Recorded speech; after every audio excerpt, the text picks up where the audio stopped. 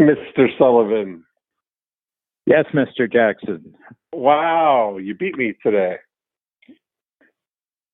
Well, I always have a goal of being at least on time. Exactly. Yeah. Well, there we are. So are you back in Toronto? It works. Yeah.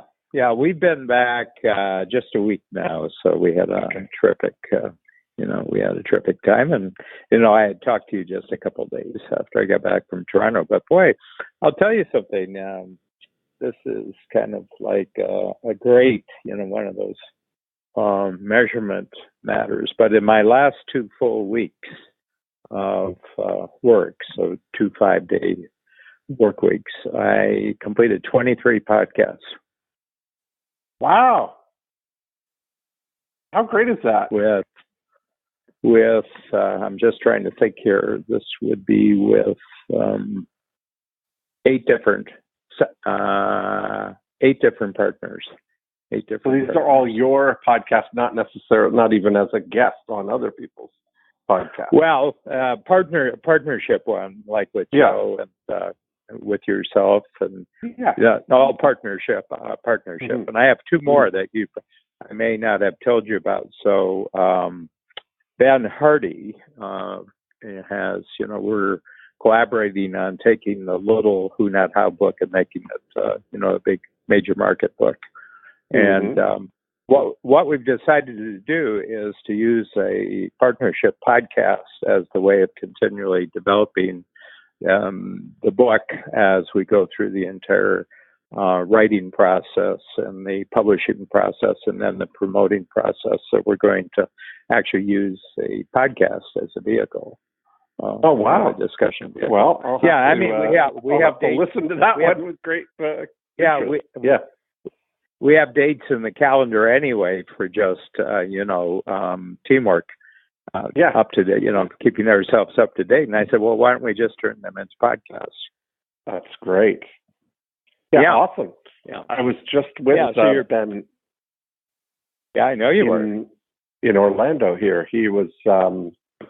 He had his little mastermind group that he ran in Orlando, and it was a big success. It was a fun thing. He came to the Breakthrough Blueprint. Did you go to his? I popped in. I wasn't able. I wasn't able to go to the whole thing, but I went in on Friday, and So the exciting thing about it was that the whole thing was conceived at the Breakthrough Blueprint, and then we actually wrote and sent out the emails to invite the people to the event while we're at the Breakthrough Blueprint, and had it so it had the first people enrolled for it before the Breakthrough Blueprint was even over. So that was kind of a fun outcome.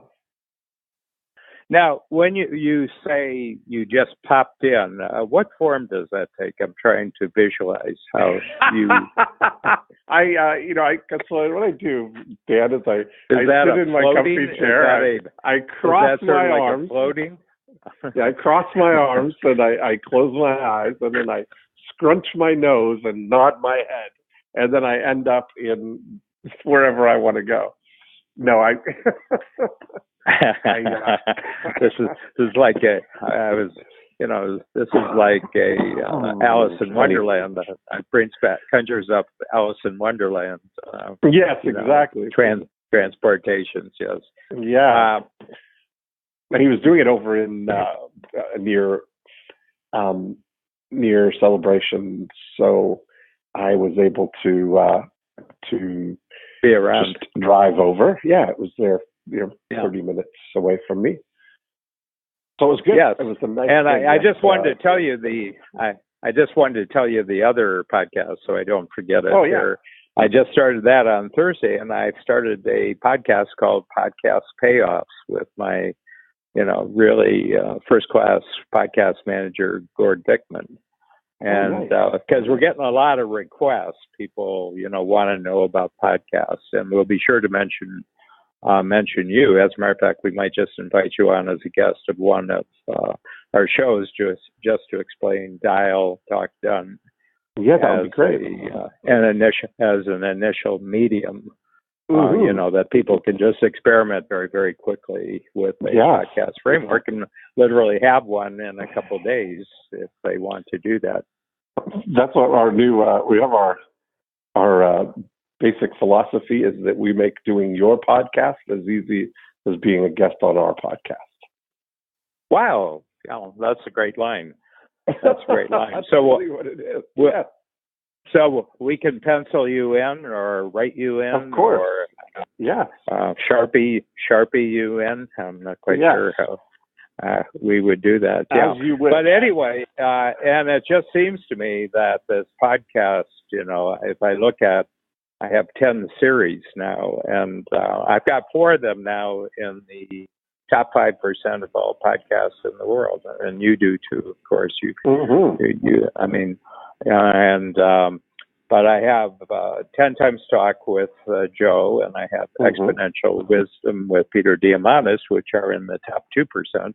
And it's just give people a big number. It's actually 700,000 podcast series in the world right now. So those 2 are in the top 2%, and then I have another 2 that are in the top 5%, and that's with Shannon Waller, Inside Strategic Coach, and the only one that I do on my own, which these are very short bursts. It's Multiplier Mindset, which is video and audio. So both of those are in the top 5%.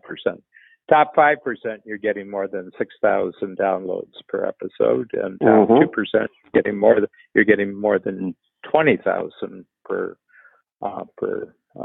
episode on average. I remember seeing one. There was one day when I was thinking about that between Joe and you and I, and you and Joe and I and me. We had 6 podcasts in the top 200 charts on the business podcasts on one day. It was that was an interesting. It was a fun thing. Yeah, well, it just shows you the lifetime payoff for being a talker rather than a hower. And I'm starting to see so much. Everywhere we look now, there's evidence of it. Of who not how is everywhere, and I was just heard an interview with Stephen Colbert, who has, the very popular night show. And when he had the Stephen Colbert show on Comedy Central, he was running the whole thing. So he was doing all the executive producing and doing a lot of the stuff. And then when he's moved over to CBS and took over the late show,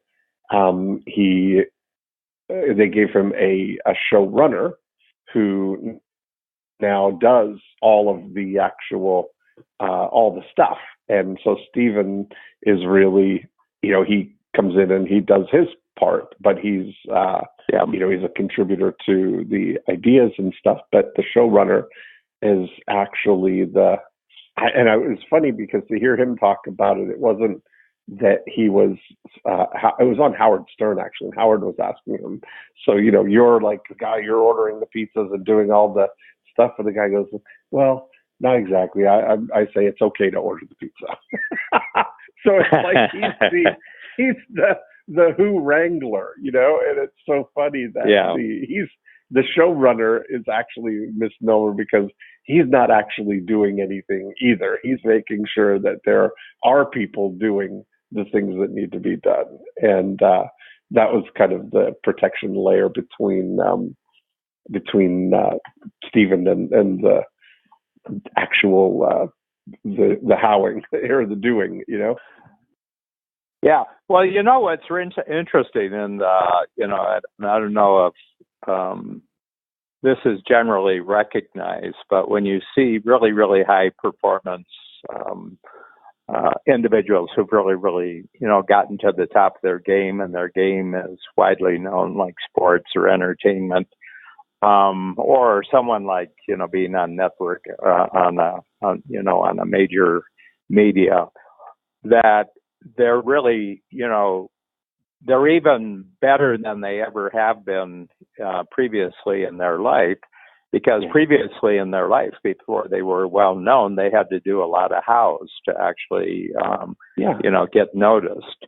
And the moment that they get to a certain level, and I remember there was back when the Blue Jays had their two World Series teams, 92 and 93, this Toronto Blue Jays for those who our are dynasty familiar days. with. Yeah, and I remember you've always been a great fan. And I remember it was one of the players who, I think they had a lot of, he might have been, he was probably from the Dominican Republic, and he was talking, and they said, what was the biggest thrill of making it to the major leagues? And he said, obviously the games, but he says next to that, he says, I didn't have to do my laundry anymore. And he said, I didn't have to do this, and I didn't have to do this, and I didn't have to do shopping, and I didn't have to arrange for a whole bunch of things. And he said, you're amazed how much you can just concentrate on your playing when you don't have to do all that other stuff. And that's exactly our point on the Joy of Procrastination. I've heard bands say that same thing, that what was like the big difference when they made it was not having to move the equipment and set up the stage and do all the stuff, Yeah, there's a Yiddish word, schlepp. They had to do all their own schlepping. They don't have to schlepp the gear, right? Exactly. Yeah, and you have your own schleppers, Huh? You've often said that, the old Frank Sinatra doesn't move pianos kind of thing. Yeah, I remember Ken Arlen, Ken very well.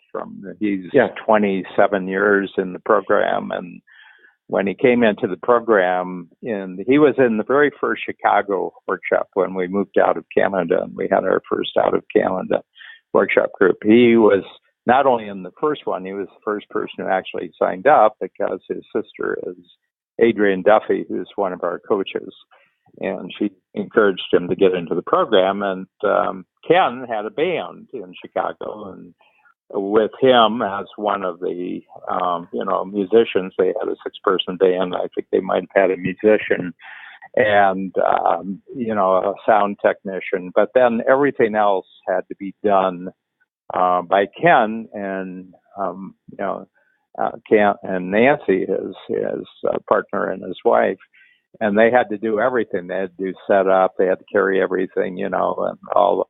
And now Ken has a backstage, that's got more people than he had in the front stage when he first started. He's got 7 or 8 on his, might be even more. And he's got 11 different bands in Chicago. He's got like 70 different musicians that can be configured in different ways. And he's got about 10 singers. And then he's got the entire sound team, and he's got the entire setup team and everything like that. And you're measuring how Ken has been freed up is exactly consistent with measuring how much more successful he's become over 27 years. How about you, Dan? When you were doing, we haven't really talked about that as the progression for you from you used to do a lot more. What's that? What was that? I'll tell you. We were talking about this in one of our meetings within the last 2 weeks. We were talking about it, that we started Strategic Coach in Toronto, and then our first trips out, where we started doing the workshops in other cities, was Western Canada. And we started with Calgary and Edmonton. And once they were established, I used to go out and do everything myself. So we had 5 or 6 team members at that time, and they were occupied with other things. So, so you would go out and do the workshops, you mean? Well, I'd do the workshops, but I'd have to make sure the boxes arrived at the hotel, and then I'd get the boxes, and I'd set up the room, and then when the participants came in for the workshop, I'd do attendance, and then I'd phone back attendance, and those who didn't show up, somebody would phone them, and but literally everything that was needed to be done from start to beginning, middle, and end, I did it all on my own, then packed up one city, and then I would go to Edmonton and do the next one. And, sometimes it was 40 degrees below zero. And and then at the end of the year, I'd do all the renewals. I'd sit down with everybody, have a meeting with them, and renew them. And that went on for, better part of 2 or 3 years before I had a team that went with me. Wow. Yeah, that's now something.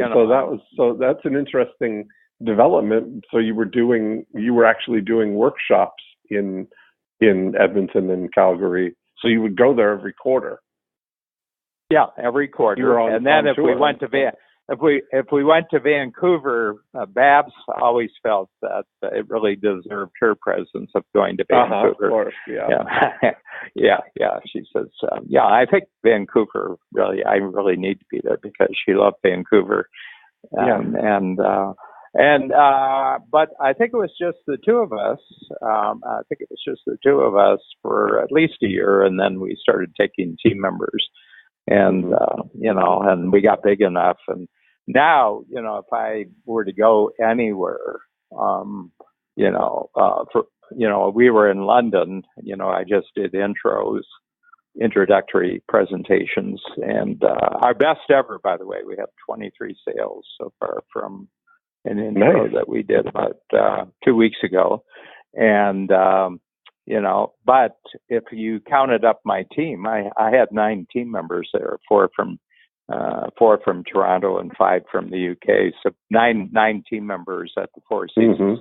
Not the new one down by the river, but the Park Lane. Did you go get to check that out, by the way? No, I haven't. We were really occupied, and but we've been there for probably 6-7 years, and they know us, and they they know our routines. A great place, the Soho. Yeah. And so, and I can remember once I was at where was I? I was trying to think where I was. I was at some conference, and a very, very famous marketer, I won't mention the name, very famous marketer, and he was incredibly well known in marketing and sales in the financial services world. And, he was much more famous than I was. And I remember he came up to me and he said, we have a lot of clients together. I wonder if we can talk about possibly greater collaboration between the two of us, and I said, well, I have lunch. I said, I'm pretty well booked, but, so I think I spoke in the morning, and he was speaking right after lunch. And so we got talking, and, we were talking, back and forth, and he was talking about what he was doing and I was doing. And around 5 minutes to one of the other participants at the table said to this other marketer, he says, "Aren't you on at 1 o'clock?" He said, "Oh my God, I completely forgot about it." And and he rushed. He said, "No, we'll pay. Don't you worry. We'll take care of everything." And it was the type of conference where you had to pay for your own lunch. So that's what kind of conference it was. And, he rushed in, and I was just sitting there thinking because if I was speaking at 1 o'clock, I wouldn't be at lunch. I would be backstage getting ready. Lunch would have been brought for me. Everything was set up for me. There's no way. But he didn't even have a team member there to actually remind him, that he was speaking in 5 minutes. He just rushed out. And I said, if you have to think about yourself, it takes away from the thinking that you can actually do when you perform. Yeah, that I think you're absolutely right on that. That's been, by you having support and having the team in place like that. That's kind of we've been doing with my Breakthrough Blueprint events 7 years now. We've got such a great system around them, all the way from somebody saying they're interested in coming by email, the whole enrollment process, the preparation process, everything, communication with them to let them know where to go. All of it is all orchestrated and done by somebody else, so that literally, I get to arrive Sunday evening at 7 o'clock to meet with everybody. We have a little get together, and I have a file with everybody who's coming and everybody who's signed up or there, and that I get to just be present, for the whole for the time. And at the end, all the things are happening behind the scenes, even while we're doing the event. I mean, on day 2, everybody's being added to the Facebook group, because we're going to talk about that on the next thing, and that'll be a interesting, nice thing to say as soon as somebody asks about it, that while we're doing it, you've already been added to it, and then we kind of do a little debrief at the end, of make little fine-tune changes. But it's just such a great thing to be supported like that, where you just get to be the who. Are there things, Dan, that you ever miss doing, or not? Maybe not. I don't know what the right word about miss doing. Like I think I'll give you a couple of examples. Like I've had a couple of situations now where I've been able to work with some private clients on different projects, and I remember back in the day when I was really becoming a postcard artist or a postcard, I was doing all the copywriting and the design of the postcards, and part of that, I looked at that as being kind of that was a unique combination, to be able to actually do the layout and the copy, because it was an advantage. Most people didn't have that technical skill to be able to do that, and sometimes it works hand in hand. And as I've been working with my team now, I have writers and designers, and I often find myself like thinking I would love to just kind of get in and do this myself, in a way. Yeah. But the time. Yeah. Well,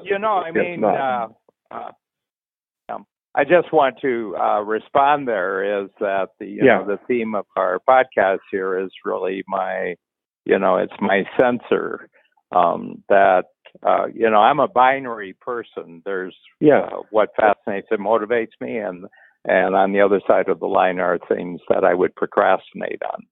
And I never procrastinate on fascinating and motivating. I've got things. I've been coaching.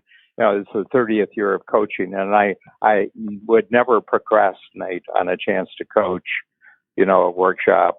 I would never procrastinate on creating a new concept for a workshop. And so that's I'm binary.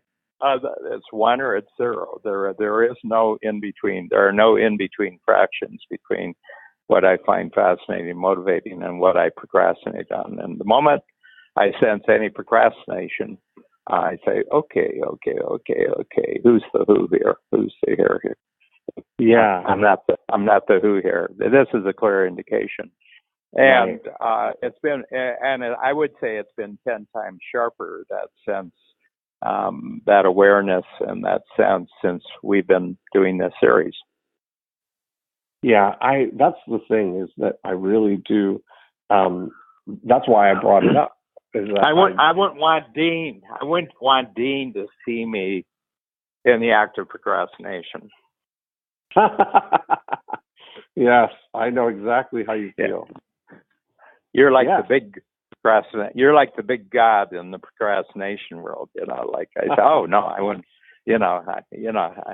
How could I, with a clear conscience, actually, participate in a podcast if I had been egregiously procrastinating during the previous week? You see, I like that. That is, of course, though, that immediately snaps it back. That's where the procrastination would run in, is the the time where I have to pick the time on the calendar and go off on my own and do something self-directed. That's where the procrastination kicks in. And so having the action pack of having the that skill pack that I can deploy has been a real productive thing. But I can't tell you how joyful it is to really get down to looking at my calendar and realizing that when I looked at it's filled with to the appropriate level that I really like, that it's just filled with conversations. That's been I've met like a peak situation like that. That's really, I feel really good about that. And what I often have to, it's still taken a little while, Dan, to get used to not having to do all the other or any other things, and being okay that's okay. That's really, it truly is.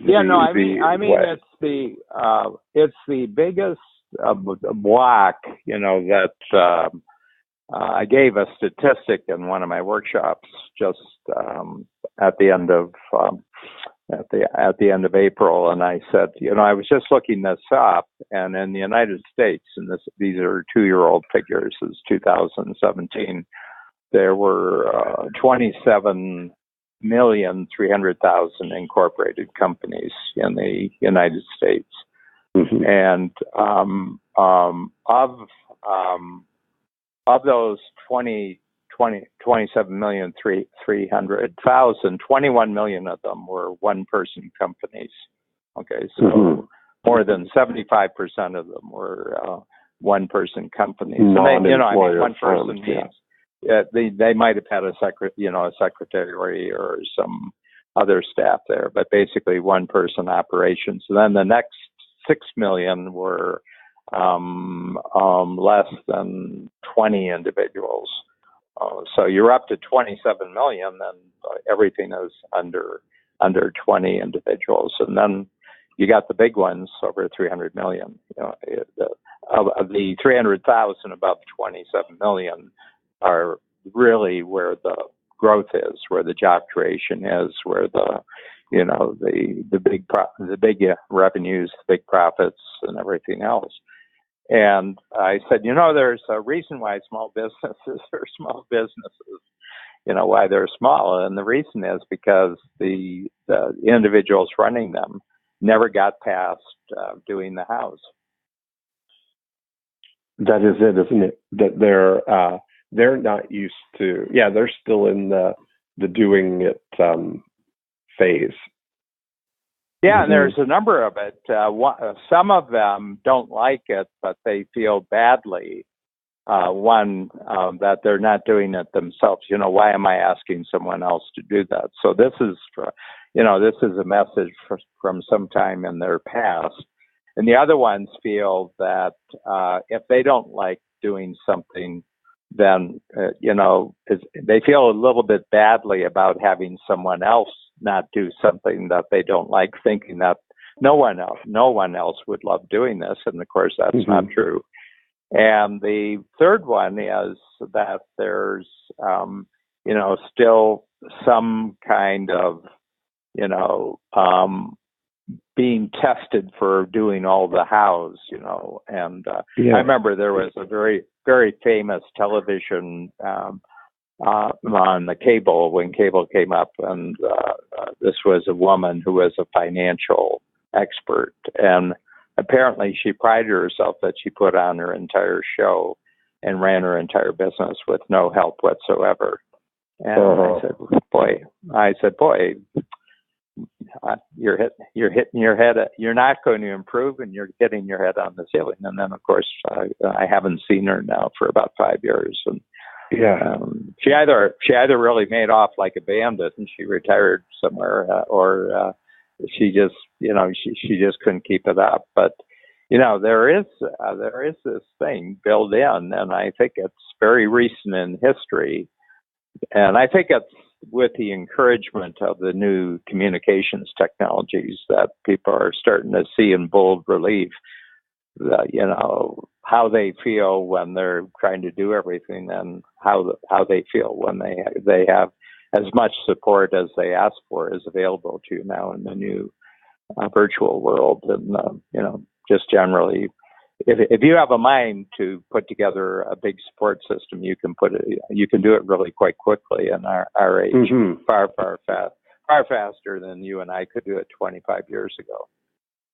It's an interesting thought that I'm thinking about that, because it mirrors what happens. We do a lot of work with real estate agents, and it mirrors there that the predominantly 75% or more of them are single agents, single operators, same kind of thing as mirroring the small businesses. And I think that most of them are sort of woefully undercapitalized. And yes, that I think is a big piece of it. But even if they have money, they look at it as an expense-based thing to they're raising their expenses if they hire an employee or outsource things, as opposed to looking at them as capital investments. Yeah, well, the truth is that they're undercapitalized because they're on their own. Yes. Yeah, and the reason is on their own they're underutilized. They could have the greatest desire in the world to be successful, but because they're doing all sorts of activities that they shouldn't be doing, their actual talents as a real estate, face-to-face, actually developing clients and actually creating, great solutions for the clients, they're underutilized. They're only being utilized a few hours a day because they're having to do everything else. If that. And you're absolutely right. That's the thing, is when you said that their highest things are being underutilized, and they are they don't think about that. They don't think about their unique capabilities, the things that are their highest value things as capital that they need to allocate. And that's an interesting thing when you start looking at it too. That's really this whole game changer mindset, isn't it? Is taking your highest value capital and capability capital, and joining it up with somebody who's collaborating, converging it with someone else who's made the same decision, and they don't want to learn how to do your capability, and you don't want to learn how to do their capability. As a matter of fact, you don't want to acquire it. You don't even want to pay for it. You just want to utilize it. Right. Or they can't afford to even, right? Like that you've got, the thing that you have is the ability to, you get your unique capability at cost or free. That you don't have, that the value of yours you can allocate with your choice there. Yeah. Yeah, it's very interesting. I remember in Calgary, I mentioned Calgary before, but we had a real estate broker, residential real estate, agent in the Calgary area. And Calgary was really booming back then. They were putting in all these big tear down and big homes. And this was in the 90s. And I remember this one person was he was male, and when he came into the program, he was about number 10 in his national company. I forget which national company it was, but he was in the Calgary office of this national company. And at the end of the first year, he was number 1, and he had come to his very first workshop, and he said, and I didn't have who, not how, until I met you. So I'd never expressed that thought until we had started the podcast series here. And, but we did have unique ability, and we did have people to look at unique ability. What are you uniquely good at? What are you excellent at? Where are you merely competent? And where are you actually incompetent? And the interesting thing is that he only made one fundamental change in his time allocation during that first year, and he just didn't show anymore. He says, I hate showing. He says, I hate going and showing. Yeah. Right. He says, I despise it. So what he did is he teamed up with a woman who was very extroverted, had a great record at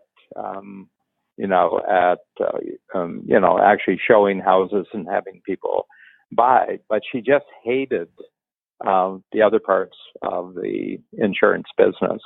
She just liked to show. She loved people, and she loved showing people through homes. And he just teamed up with her, and she just all week long, week after week, quarter after quarter, was doing 3, 4, 5, 6, 7 showings a day, and she would line up who was coming and everything else. And he handled everything else, that was necessary.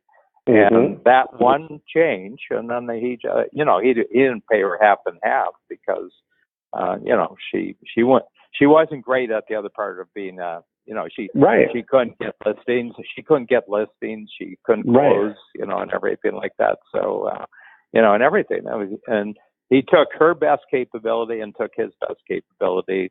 Yes. Removed everything he hated doing, removed everything she hated doing, and they went right to the top.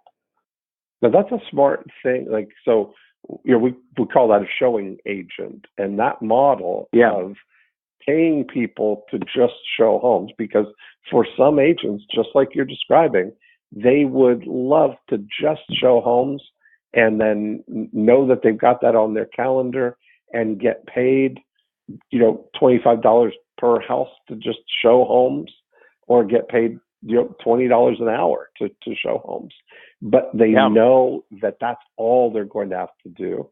And, we've been doing some, for years, experimenting like that. And what a lot of agents do is they get this idea that they want to have a showing agent, but just like you kind of alluded to, they will get a buyer agent and pay them 50% of the commission to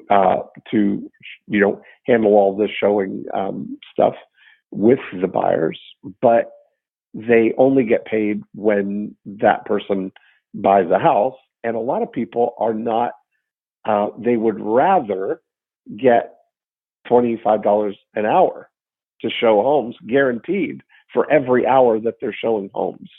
And when you do that model, we've had people, when you do that model, it brings your actual cost as the lead agent, the one who's generating the leads for it, that your cost is actually under 5% instead of 50%, but you had to pay it out ahead of time. You had to pay it.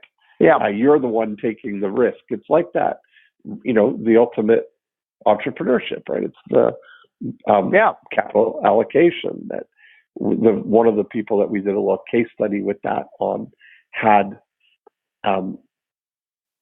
paid out $1,800 in fees to buy showing agents before they got their first transaction closed, but they got a $12,000 check when they did the first one. So it was, so it all was paid out. So instead of having to pay them, $6,000 of the $12,000, they had paid out $1,800 total of all that people are showing a lot of people homes. So it's so smart when you start. I wonder if you think about that, the return on who's, because instead of looking at it as an expense like that, you start to, really look at it as how's this going to shape the outcome ultimately. Yeah, well, the one thing I try to do is I eliminate the whole concept of cost from my life. So what I said, if there were no costs, but there were investments, because if you take a look at all your, in accounting, there's your, the plus and the minus, and you took all your minuses, but you didn't see them as cost. You saw all your minuses as investments. This is what you're going to have to do first before you get a, before you get a return. And see, in my case, we have our coaches. We have 17 coaches now, and together they'll do about. They handle, I would say, in the course of a year, they handle about 120 workshop groups, which means there's 480 workshop days, and these coaches plus our support staff handle that. And that's generating an enormous amount of income. But I don't see that as a cost. I see it as an investment. Because the cash that comes from these other coaches actually pays for the vast majority of all of our expenses in the company. Okay, they do that, and I've never seen one of them coach. We've had them now for so starting in 1995. So we're getting close to 25 years that I've had coaches, and I've never seen one of them coach. I've never been in a room when one of them was coaching, because we created an entire training process for the coaches, and we have a team with them, and we have an indicator called renewals into the next year, and that tells us what they're actually doing. But what it does, it allows me to do 100% focusing of my best, my best capabilities on the fastest moving clients who really want to produce the biggest results, and I can continually create higher and higher level programs and keep generating new tools and everything like that. And I don't have to give any thought to that part of the company. So I don't see that as a cost. I see it as an investment in myself, and investment in Babs. We're investing in ourselves. We think that writing a check for this amount of millions of dollars every year is a great investment that frees us up to have an even bigger future than we've had in the past.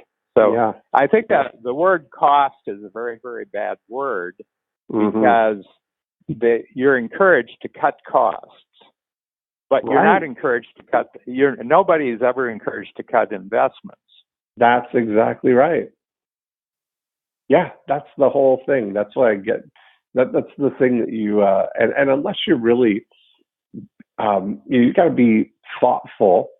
I was having a conversation with somebody about the just capital allocation as a, I wouldn't really pay attention much to like the finance world, like the hedge funds and those kind of things. And that's really, we were talking about that ultimately as a, it seems like the ultimate kind of intellectual game, because there's not a lot of doing in that. It's the thinking and making the decision, choosing the who's.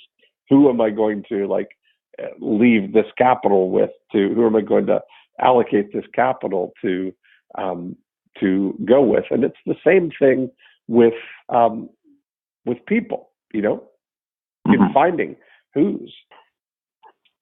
Same kind of smart, intellectual, figuring out what's going to be the direction kind of thing.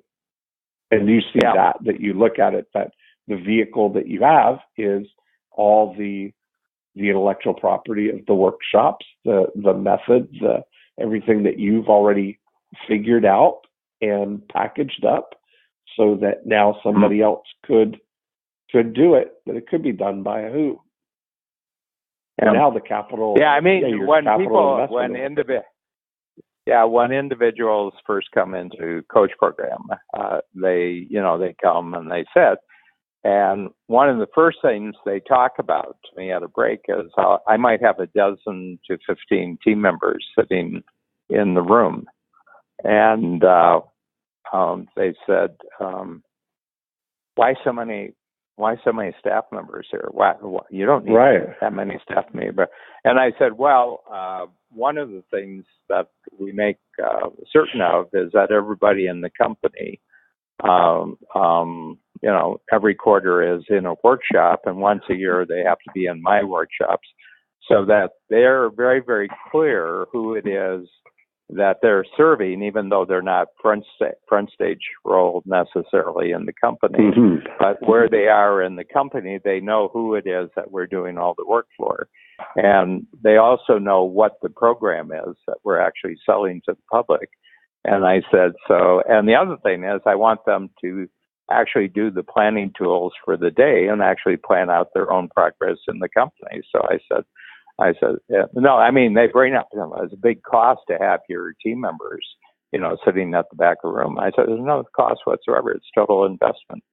And, and then I encourage them to actually sit in the discussion groups with the entrepreneurs. I said, don't just sit at the back of the table, actually do your planning and actually go and sit in and talk to the entrepreneurs. And this keeps the company from becoming bureaucratic, because my definition of a bureaucracy isn't the size of a company, it's the number of people you have working in the backstage who don't have any idea what the front stage of the company is. That's when bureaucracy, you got millions of government employees who haven't the foggiest idea what their work is doing, in terms of actual people's lives and everything else.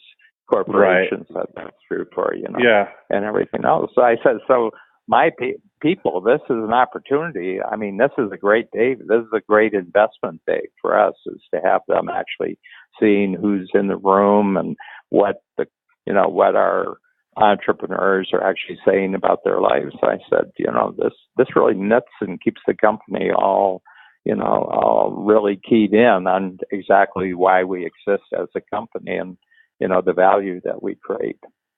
Yeah. And ingraining their skills. I mean, they're really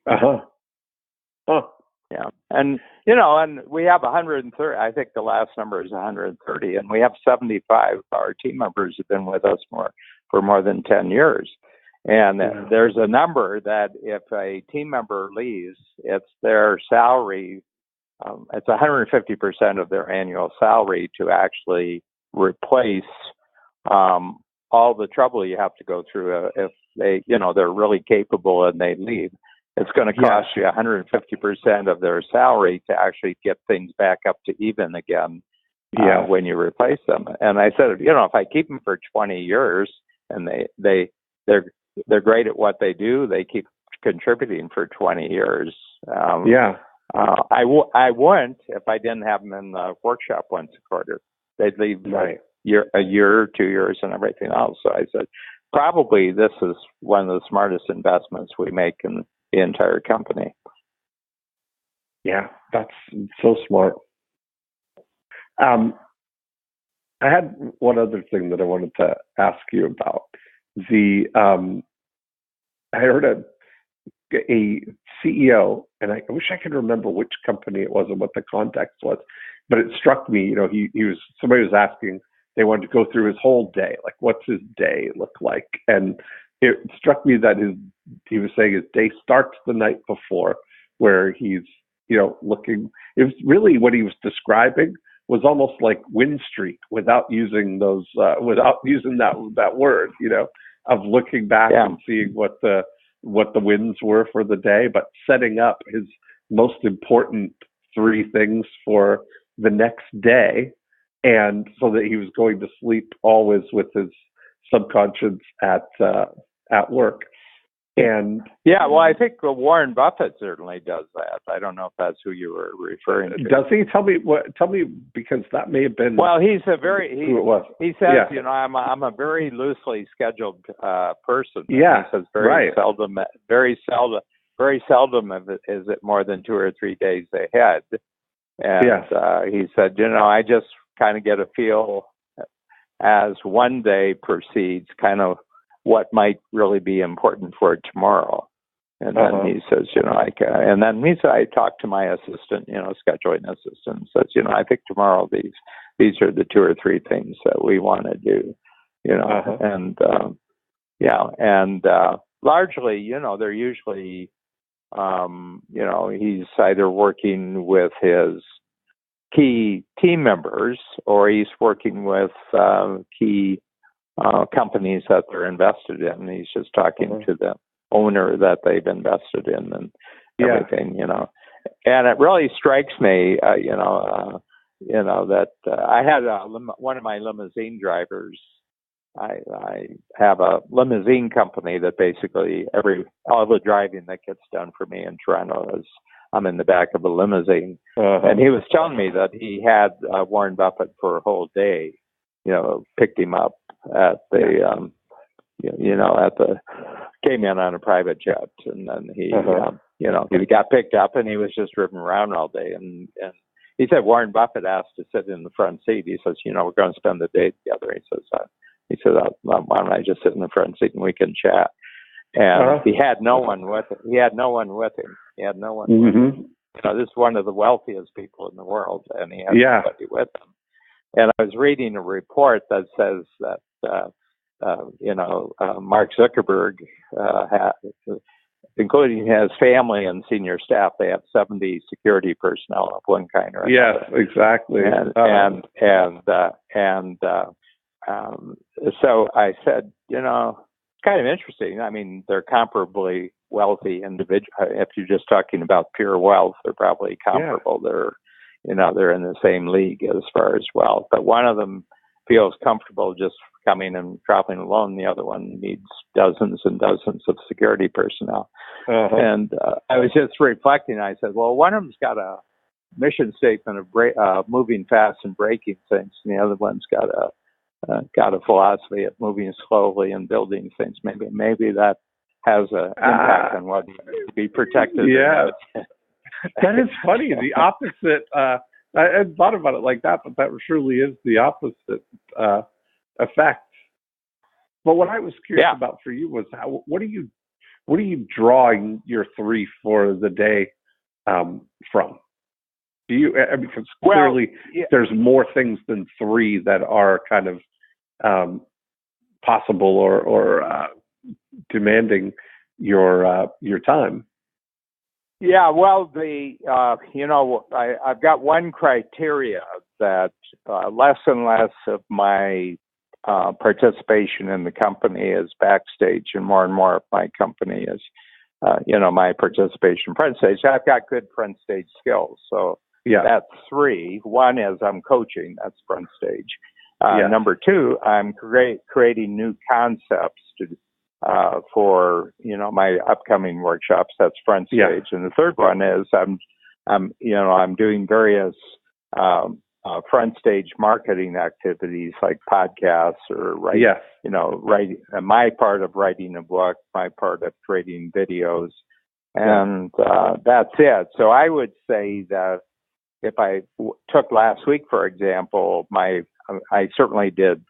I think I did more than an average of 3 things a day because we're coming up on the workshop and we'd been away for 2 weeks. But let's say I did 17 things last week. Not one of them was a backstage activity. They were all front stage activities. So that would be. And the other thing is that I'm not deciding the night before. For the most part, these are being put into their proper slot weeks ahead of time by my scheduling. My scheduler. And so, I mean, every once in a while something will pop up, it'll come up one day, and if it's going to happen, it's going to happen the next day. And, I'll say yes, and we'll replace something that's already there, and we'll do it. But mostly I'm a trained bearer. I'm just showing up for my for my act. Right, exactly. Just showing up, and I get treats if I show up. Yes, I get treats. Yes, But all the prep work usually for these things and all the follow up work is in the hands of other people, and that's what I look for. Is that if I have an hour for a podcast, but there's hours of prep and packaging, I'm only doing the hour showing up. I'm not doing any of the pre-work, And I try to get rid of all backstage, Dan in the backstage, keep Dan out of the backstage, Yeah, me too. That's been the great thing, is really that idea of only doing the things that only I can do. That's my being the cow, and that's really, we've had my whole everything around embracing my divinity. Totally. Yeah, I mean, I would not have one moment of your day spent on anything that wasn't going to have an immediate front stage impact. I wouldn't use Dean Jackson for anything that wasn't going to have an immediate, either a new idea or a new package or Dean front stage. I would not have one moment of your time. It would be a misuse of the great resource. Yeah, I get it. That's the way I feel. You're absolutely right. And this has been a wonderful use of my abilities. This conversations. These they're a bright shining star in my week. I always look forward to them. I miss them when they're not there. Yeah, well, I feel the same way, and I feel that way. And I was asked, why do you have so many podcast series, and why do you have them with so many different people? And I said, my idea generation has probably gone 10 times since I created this. I can test out new ideas. I can, actually come up with, you and I come up with brand new ideas. And I said, it's just one of the most lucrative new idea generating and new idea developing activities I've ever done in my life. I agree 100%. You're absolutely right. And that's the kind of thing that, nobody can, you can only experience it when you take that leap of faith for that to be the truth. Yeah. I wonder, what's the opposite of a leap of faith? The opposite of a leap of faith? A leap of faith, it's, I guess it's not a leap, and it's backwards. A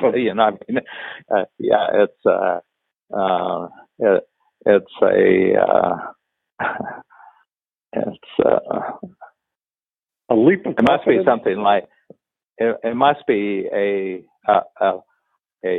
Well, instead of a leap, it's probably a stumble of stupidity. A stumble of stupidity. Oh, that's funny. Yeah. No, I was just trying to think. Everybody uses these terms like leap of faith. Yeah. Yeah. I was reading. It's so funny. I was reading this British murder mystery. It has to do with spies at the top level, and when it was an example, they suspected that someone was both a British spy spying for them and a Russian spy spying for the Russians, and that they had to kill him. And for the most part, they wanted to always appear like it was an accident. So they captured this guy and they tied his hands, but they tied his hands rather loosely. And then they at a certain point, they stopped. What seemed like they stopped by the edge of the road, and it was dark night, very, very dark. And the guy says, we're really low on gas. Can we just stop here? And he says, I'm going to go back. We just passed a phone, and I'm just going to pull in the gas station to bring some gas. And he said, you just stay here. And the other guy, and then as soon as the guy got out of the car, the one went off the phone, and the other one got out of the car walking around. And meanwhile, the double crosser kind of unloosened himself, and he got out and he ran. He thought he was on a highway, and so he saw the railings, and he knew that was the medium. He would just jump over the railings, and unfortunately, they were on a bridge that was 250 feet high. So when he ran over, he just dropped 250 feet. And they said, I died by accident. So then they just drove back.